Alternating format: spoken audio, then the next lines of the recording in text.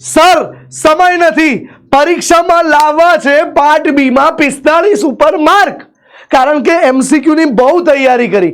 હવે વારી છે સર થિયરીમાં પણ ફોડવાની. થિયરીમાં પણ 45 ઉપર માર્ક જોઈએ છે. તો શું કાર્તિક સર તમે બનાવેલું કોઈ અસાઇનમેન્ટ ખરું? જો એટલું વ્યવસ્થિત કરી દઈએ તો બી સેક્શનમાં લગભગ 45 કે એનાથી ઉપર માર્ક આવી જાય. યસ વાલા વિદ્યાર્થીઓ, તમારા માટે મેં ઇમ્પોર્ટન્ટ ક્વેશ્ચન્સનું મસ્ત મજાનું લિસ્ટ બનાવી દીધું છે. ચેપ્ટર નંબર 1, 2, 3 ફિઝિકલ કેમેસ્ટ્રી, જેના વિભાગ એ એટલે કે 2 માર્કવાળા પ્રશ્નો આ રહ્યા તમારી સ્ક્રીન ઉપર. આટલા પ્રશ્નો છોડવા નહીં. એ જ રીતે વિભાગ બી જે 3 માર્કવાળા પ્રશ્નો છે, ત્રણે ચેપ્ટરના ભેગા કરીને આપું છું. જો આટલા દાખલા પ્રશ્નો તમે વ્યવસ્થિત કરી લીધા, સમજી લીધું, તો તમારો એક પણ માર્ક ત્યાંથી નહીં કપાય. એ જ રીતે વિભાગ સી જે 4 માર્કવાળા પ્રશ્નો છે, તો એના માટે બી હું તમને બોર્ડના ઇમ્પોર્ટન્ટ ક્વેશ્ચન્સ આપી દીધા છે. તો બસ તમે જો આટલું કરી લેશો ને બેટા, આટલા પ્રશ્નો કરી લીધા ને, તો તારે ફિઝિકલ કેમેસ્ટ્રી તું સમજી લે લગભગ ડન. આની બહારનો પ્રશ્ન પૂછાવાના ચાન્સીસ ઓછા છે. પૂછાશે તો બી આના જેવો જ રકમ બદલીને પૂછાશે. તો સર આ ફિઝિકલ કેમેસ્ટ્રીનું પ્રોબ્લેમ સોલ્વ ઇનઓર્ગેનિક. અરે ભાઈ તારા માટે લાવ્યો છું, બધું લાવ્યો છું. થોડી ધીરજ ધર, જોઈ લે ઇનઓર્ગેનિક કેમેસ્ટ્રી પણ તારા માટે ઊભો રહે. લે ચેપ્ટર નંબર 4 DNF વિભાગના આટલા ક્વેશ્ચન કરી કાઢ. બસ તારું કામ થઈ જશે બેટા. 12 ક્વેશ્ચન આપું છું, વધારે આપતો બી નથી. એ જ રીતે સર સવર્ગ સંયોજન બી આપી જ દો ને, થોડું મદદ કરો છો, થોડું ઓર સહી.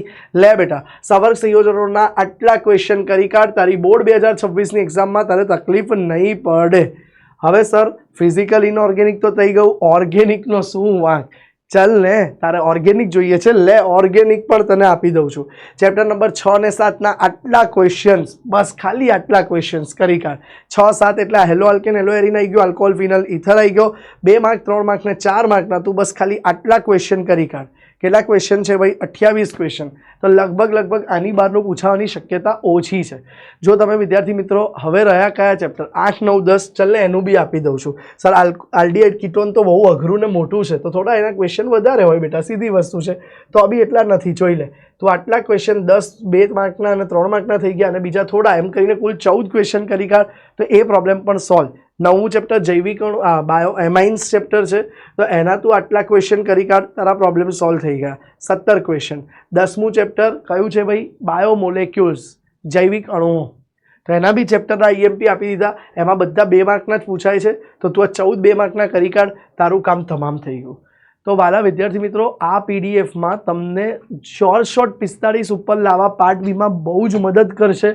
તો આજે જ આ PDF તમે મેળવી શકો છો. સર PDF અમને ક્યાંથી મળશે? તો વાલા વિદ્યાર્થીઓ, આની PDF તમને ક્યાંથી મળશે એ પણ હું તમને બતાવી દઉં છું. ધ્યાન આપજો.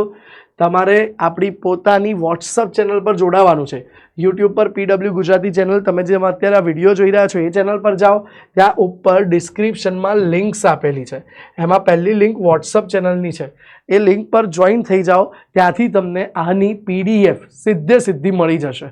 તો બસ આટલા ક્વેશ્ચન કરી લો, તમારું કામ રેડી થઈ જશે. ફરી એકવાર યાદ રાખજો, આની અંદર મેં બધા જ ચેપ્ટરના 10 પાનાની અંદર મેં બધા જ ચેપ્ટરના ઇમ્પોર્ટન્ટ ક્વેશ્ચન તમારા માટે બનાવીને મૂકેલા છે. તો બસ તૈયાર કરી લો અને ઇઝીલી 45 ઉપર માર્ક્સ લઈ આવો.